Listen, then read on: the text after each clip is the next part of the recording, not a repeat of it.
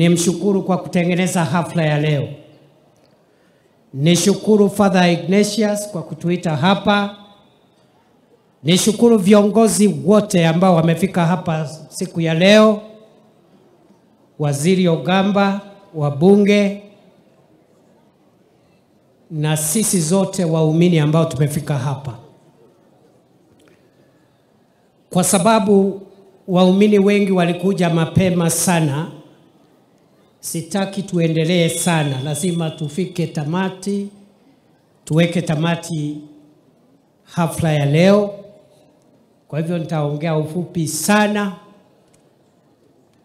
Nitoe salamu za kiongozi wetu wa nchi, Mheshimiwa Rais William Ruto, amewasalamia sana.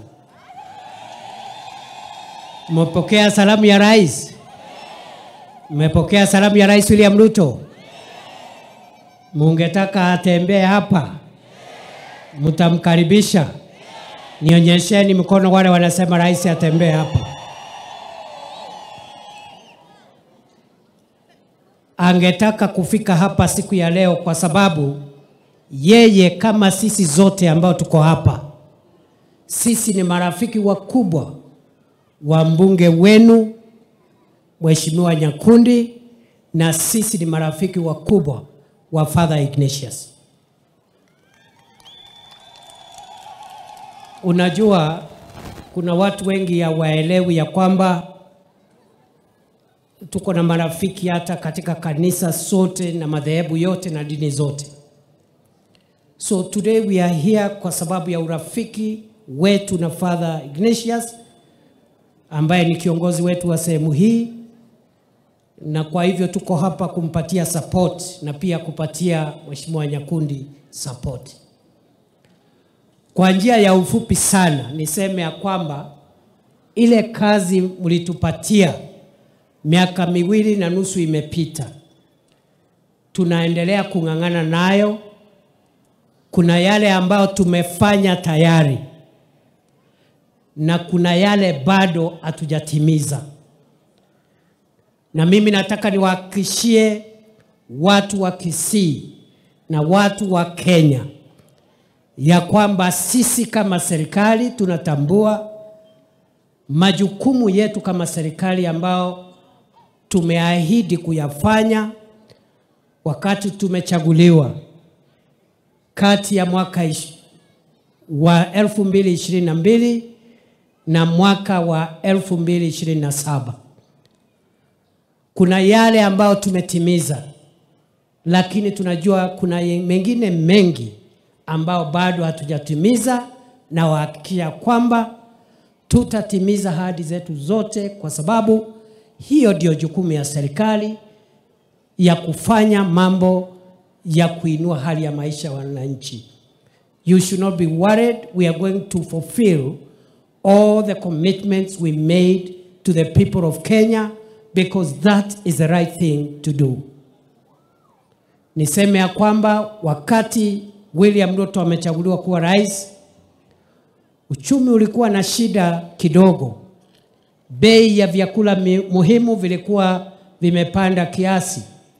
Unga ulikuwa unatoka shilingi 240, 230, 250.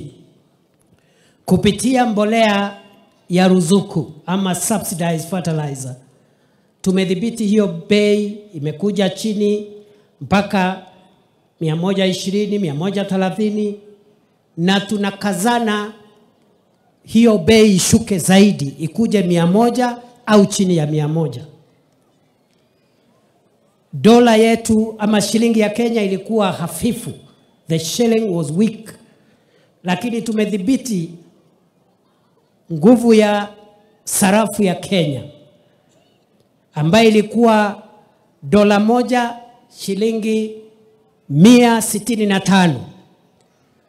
Lakini kwa sasa, kwa zaidi ya mwaka mmoja na miezi kadhaa, dola haijawahi pita shilingi 130, inachezea hapo 127, 128, 129.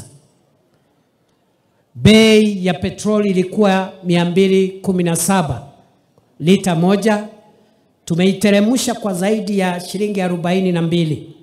Sasa iko kama 176 na tunafanya kazi usiku na mchana iteremuke hata zaidi.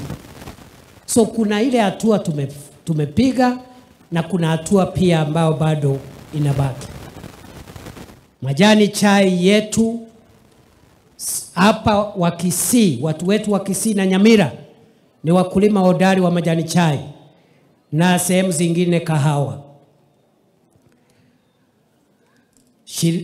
Pesa ya kigeni ambao tumepata kupitia kuuza majani chai mwaka huu ndio pesa ya juu zaidi tangu tupate uhuru kama taifa.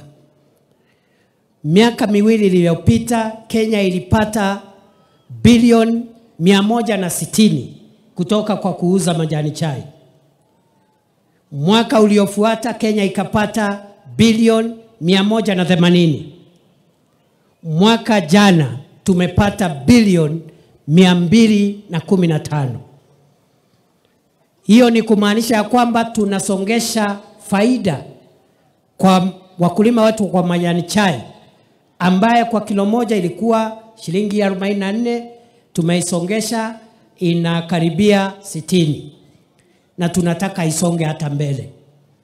Kwa wale ambao ni wakulima wa kahawa, tumeboresha bei ya kahawa. 2022 bei ya kahawa ilikuwa kwa kilo moja shilingi 40, 50, 55 ikienda sana 60. Leo msimu huu kahawa inalipa 110, 120, 130, 140. Kule Embu na Kirinyaga imefika hata karibu 150. The highest factory has paid 148 shillings per kilo. Tunataka kuisongesha mbele ifike mpaka karibu hata shilingi 1200. Na ili tuboreshe majani chai yetu, kahawa yetu na mapato yetu, tungetaka sasa kuboresha factories zetu za majani chai na factories za kahawa. Na mwaka huu tumeanza kutoa pesa ya kuboresha zile equipment za kutengeneza ama kuprocess kahawa na majani chai. Kwa sababu ya vile uchumi ulikuwa, maneno ya barabara ilikuwa imekwama kidogo, lakini kwa sababu uchumi umeanza kupata udhabiti, tumeanza kukamilisha na kufufua miradi ya barabara. Hapa katika sehemu hii, barabara ya Marani Sombojo ambayo ni kilomita 65 na ambayo inagharimu serikali bilioni 4.4. Hiyo barabara inaendelea sasa. Barabara ya Nyamurambe kwenda Nyabigena kilomita 30 kule South Mugirango inaendelea. Barabara hiyo ilikuwa imekwama, lakini contractor sasa amerudi wiki hii. Barabara ya daraja 2 kwenda mpaka Nyamaturo, hiyo imekamilika. Rais atakuja hapa kuianzisha. Hiyo iko sehemu ya Kitutu Chache South. Kuna barabara nyingine nyingi, sina wakati kutaja zote. Na kwa watu wa Rift Valley, Western, Nyanza, tumeanza kupanua ile barabara kuu ya kutoka Nairobi ambayo imetengenezwa mpaka Lironi pale Limuru. Tunaipanua mpaka Nakuru, mpaka Mau Summit, na hiyo itapungua economy ya Rift Valley, Western and Nyanza. Na zile ajali zinapatikana barabarani zitafungua na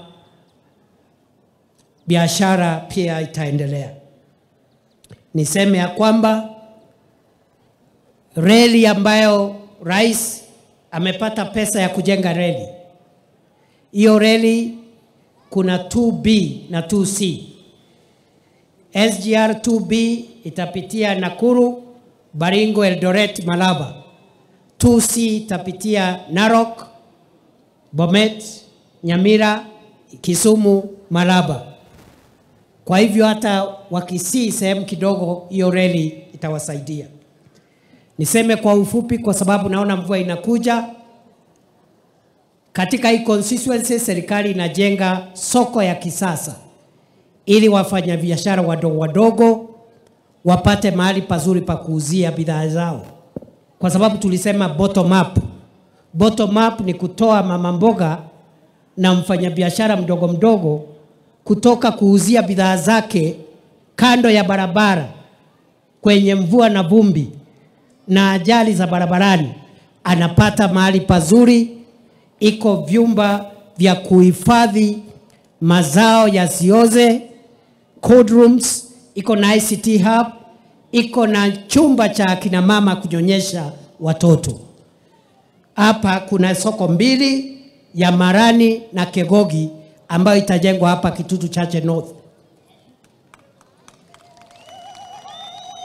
Na hiyo ndio bottom up, hiyo ndio ya kuinua uchumi wa mtu mdogo. Hao wamama wataenda wauze pale mahali safi, mahali kuna ICT app, lactation room, code room na playing area ya watoto wadogo. Kwa hivyo mwisho kabisa, kwa sababu ya mvua, nataka tu niseme hivi. Wakati huu niseme tu nikimalizia, sisi kama serikali tunaheshimu kanisa. We respect the church. Tuko na heshima kubwa kwa kanisa. Na sisi hatuna ugomvi wowote, hatuna tetezi, hatuna mashindano baina ya serikali na kanisa. The government is not in competition with the church. The government is not in competition with any religious faith. The government sees the church as a complementary institution to support the welfare of the people. We see the church as a partner, a valuable partner to what the government is doing. Our objectives are the same. Kwa hivyo kanisa, wale wangetaka tuwasaidie kujenga kanisa kama Father Ignatius, tutawasaidia. Wale hawataki, tutaheshimu pia vile wamesema. Wale hawataki tutangaze, hatutatangaza. So we will respect what the church wants. There is no problem. Na tuko katika mashindano. Kwa hivyo mimi nataka nikomee hapa kwa sababu ya wakati. Abantu ba minto Nyasaye abasesenye.